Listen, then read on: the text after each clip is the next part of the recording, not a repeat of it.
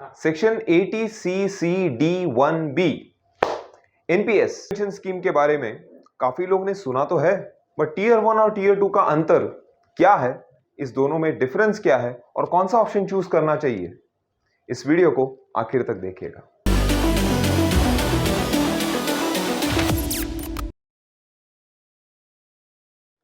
LIC, PPF, बच्चों की fees और ट्यूशन फीस या फिर 5 साल की FD, NSC, home loan principal, ELSS, ये सारे इकट्ठा करके काफी लोगों का, स्पेशली सैलराइड सेगमेंट में काफी लोगों का 80C का 1.5 लाख रुपए का जो लिमिट है, ये एग्जॉस्ट बहुत घरों में ऑलरेडी हो जाता है।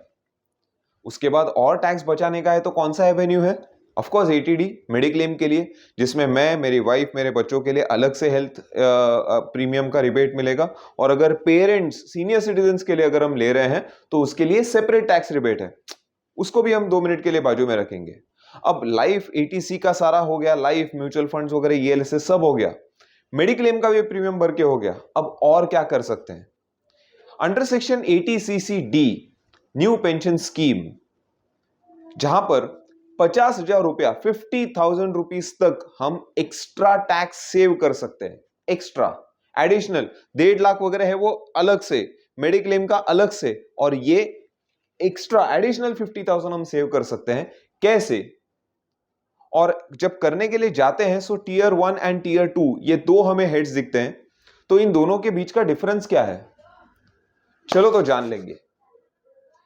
सबसे पहले ये जान लेंगे कि जो आपको टैक्स बेनिफिट लेने के लिए, जो 50,000 का टैक्स बेनिफिट है, ये लेने के लिए आपको टीयर 1 का जो हेड है, टीयर 1 का जो अकाउंट है, वो टीयर 1 में आपको पैसा डालना पड़ेगा।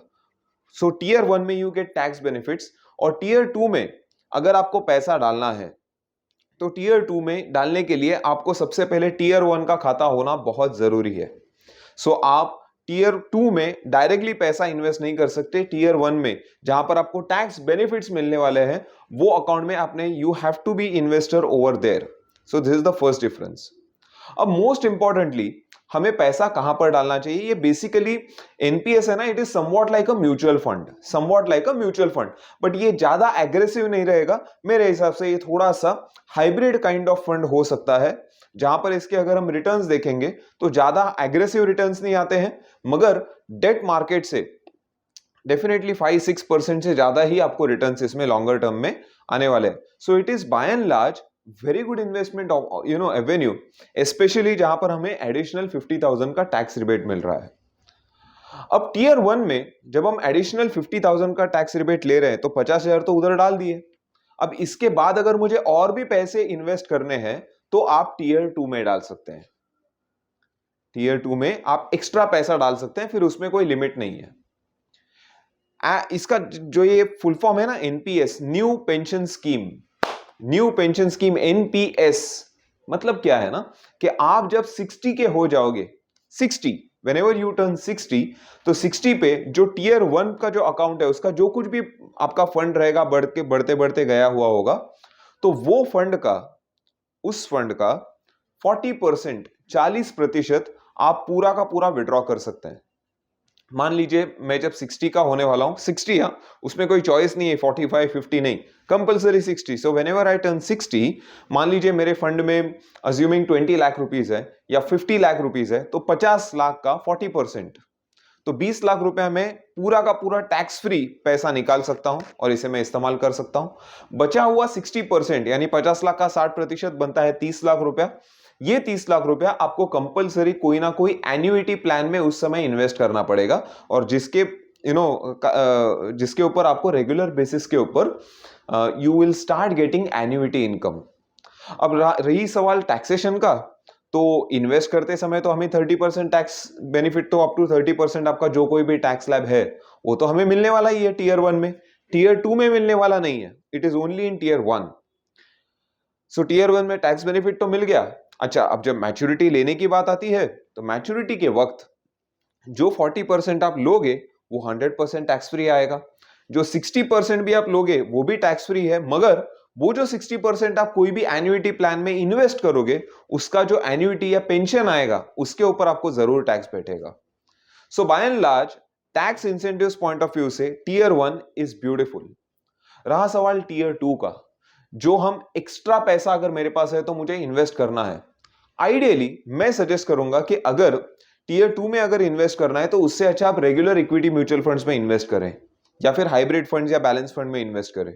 इसका कारण यह है कि एनपीएस में टीयर 2 में इन्वेस्ट करने के बाद ना इसके ऊपर आपको कोई स्पेशल टैक्स बेनिफिट्स है, ना इसकी मैच्योरिटी के ऊपर आपको कोई टैक्स इंसेंटिव्स है।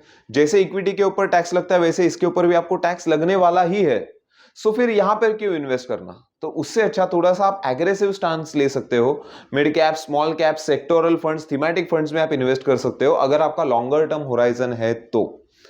I would definitely suggest each one of you कि अगर हमारा 1.5 लाख रुपए का एटीसी एग्जॉस्ट हो चुका है, मेडिक्लेम भी एग्जॉस्ट हो चुका है, तो बचा हुआ जो 50,000 रुपया है ना, बचा हुआ 50,000 जो है, एटलीस्ट हम हर एक घर में जितनी भी फाइल्स हमारे घर में है, जो टैक्स जहां पर हम पे कर रहे हैं हर एक के नाम के ऊपर 50,000 रुपीज हम डेफिनेटली इन्वेस्ट करें।